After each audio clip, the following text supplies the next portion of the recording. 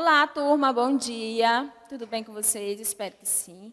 Espero que vocês estejam bem, que estejam em casa se cuidando, tá? Hoje a gente vai dar continuidade à nossa aula, que fala sobre poemas, continuando ainda sobre poema, né? A aula passada a gente teve uma ideia, né, a respeito do que são os poemas e a respeito de poesias diferentes, procurando saber a diferença entre poema e poesia, porque muita gente costuma, né, na verdade, pensar que é a mesma coisa, mas são coisas bem distintas, bem diferentes.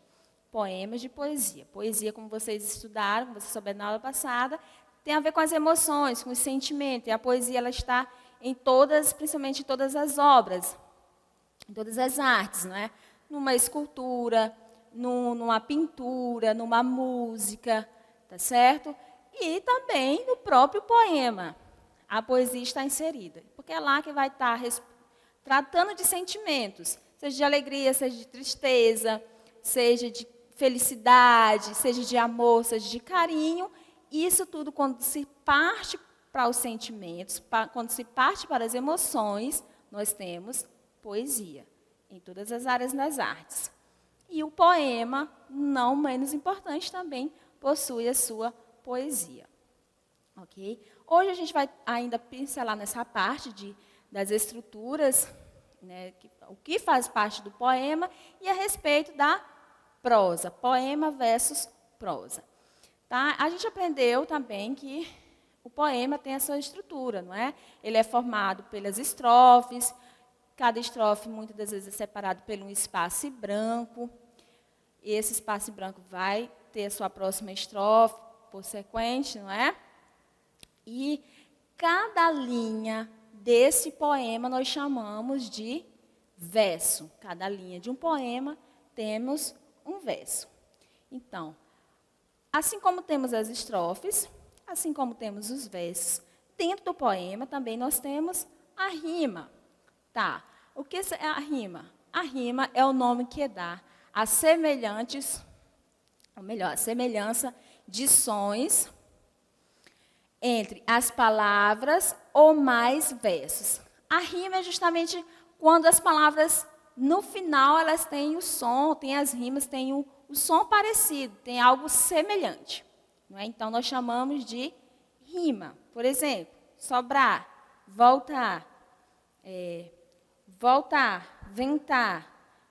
Então, são a semelhança no final dos versos. Ok? Então, essas palavras podem estar no final dos versos ou em seu interior. Né? Eu falei no final, mas ela também pode estar no seu interior, pode estar ali pelo meio do verso, mas vai rimar no próximo, no verso sequente. A rima é um importante elemento para a construção da sonoridade de um texto. Então, fica muito mais bonito, fica muito mais sonoro, muito mais bonito quando há uma rima. Elas se fazem presentes em boa parte, na grande maioria das poesias. E estão inseridas ali em cada linha daquele verso. Tá? Baseado nisso também, nós temos a respeito os versos brancos. O que seriam os versos brancos? Quando um poema apresenta versos que não rimam entre si, dizemos que o poema é um poema com versos brancos. Então, a grande maioria dos poemas, eles têm rima, que foi o que nós estudamos. Né? Ele tem rima, que é a semelhança desses sons. Mas alguns desses poemas não têm rima. Então, quando não rima, nós chamamos esses poemas de versos brancos. Nós temos um exemplo aqui do poema de Mário Quintana. Ele é pequeno e o título dele é Envelhecer. Vejam bem, fala assim um poema. Antes todos os caminhos iam, agora todos os caminhos vêm. A casa é acolhedora, os livros poucos, e eu mesmo preparo o chá para os fantasmas. Então, a gente vê a poesia, a gente vê as suas emoções, mas a gente não vê as rimas. Mas não deixa de ser um poema? É um poema, como eu falei, com versos brancos. Lá na página que nós estudamos da aula anterior, na página 51, nós temos o verso, aliás, o poema Vento Perdido. E um traço dele está aí no livro de vocês, ainda na página 54. Desculpa, eu não falei para vocês, né? Mas é a página 54, tá? Do nosso livro, página 54. Bem na página 54, nós temos um exemplo aí, ó, no trecho de um verso. Aliás, a estrofe do nosso poema, que vem assim. Vem o vento, aliás, vou começar. Vem o vento, vem que sopra no momento, vou montando num jumento, cavalgar o arco-íris. Então, nós tivemos 3 versos que rimaram, mas o final dele não rimou, não é? Então, os 3 primeiros versos rimaram, mas o último não. Então, a gente vê essa questão dos versos brancos, que é o que não está rimando com os demais, tá certo? O verso também, aliás, o poema, ele tem uma parte muito importante, que é o ritmo. Então, o ritmo pode ser marcado pela repetição de determinadas letras e ou palavras, aqui está poema, mas é ritmos, tá? O ritmo pode ser marcado pela repetição de determinadas letras e ou palavras, de rima, da pontuação, da pronúncia mais intensa de certas sílabas e também a posição dessas palavras. Então, o ritmo ele é dado pela repetição de determinadas palavras, de determinadas rimas, de determinada pontuação, de determinada letra. No vento, aliás, no poema O Vento Perdido, a gente pode observar isso. O que se intensifica mais aí na letra? O que se destaca mais? É a letra V, porque aí a letra V ela vai dar um movimento, digamos assim, para o poema.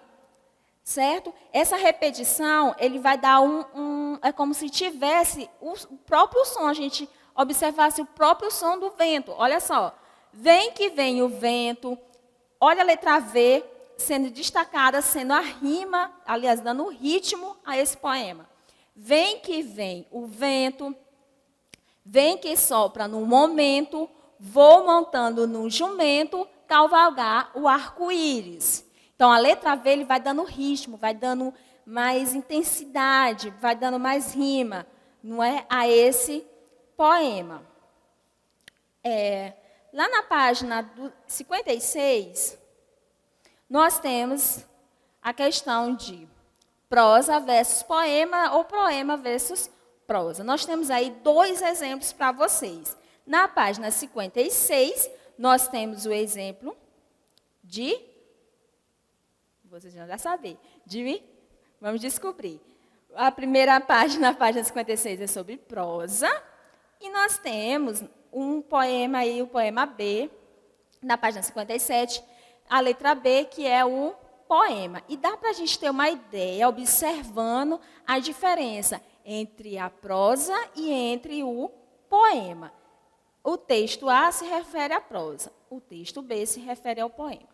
Tá? Então, quais são os elementos, o que se destaca a prosa do poema? Então, a prosa, o texto ocupa todo o espaço da página, sendo preenchido até o final da linha. Eu vou botar aqui para vocês. Desculpem. Aqui, olha só, na página 56. Vamos observar aí no livro de vocês, na página 56, o exemplo da prosa. Então, a prosa, como eu falei, ela ocupa toda a página e vai até o final da linha.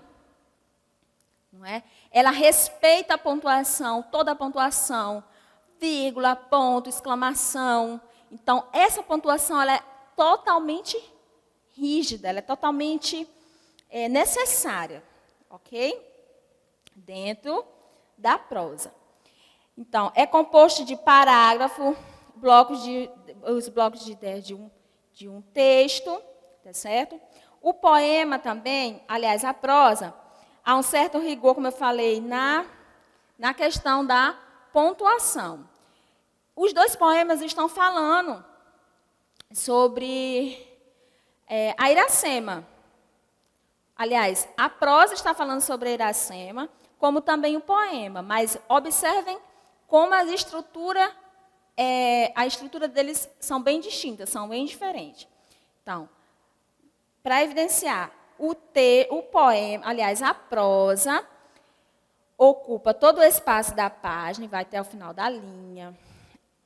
A prosa também há um certo rigor quanto à pontuação. A prosa ela é composta de parágrafos, né, e pelos blocos de ideias. Já o poema, que nós já estudamos, e nós temos uma ideia do que é o poema, ok? O poema, e essa questão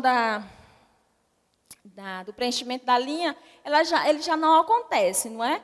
O texto ele é organizado em versos, que é cada linha de um poema, né, que já foi estudado, e ele ocupa ele ocupa um espaço menor da linha, ele não vai até o final da linha, não é? Eles são pequenos versos. Então, como fala aqui, ó, ao ver aquela figura de admirável beleza, observem aqui, ó, ao ver aquela figura, já é um verso, de admirável beleza, observem como o de abaixo, ele está iniciando com uma letra minúscula. Não é? Se fôssemos fazer a prosa, ele já ia seguir, ele já não ia ficar um embaixo do outro, já não ia ficar com esses versos tão curtos, ele já ia seguir. Então, a estrutura é totalmente diferente. Observem também que lá no final, ele não tem o ponto parágrafo, como por exemplo, ao ver aquela figura de admirável beleza, estátua de bronze vivo, feita pela natureza, Martim se assustou, de um pulo se levantou, sem se conter de surpresa. Observe como não tem pontuação. Não há esse rigor na questão da pontuação, quando se trata do poema. Não que não exista, mas não há esse rigor como há na prosa, não é? O poema, ele é escrito em versos, não é? E organizado em estrofes, como já bem sabemos. Ele apresenta recursos sonoros, como rima e o ritmo, que foi já falado no começo, né? Essa questão do ritmo e da rima. Ele apresenta total liberdade quanto à pontuação, como eu falei. Já não é tanto rigoroso como na prosa, ok?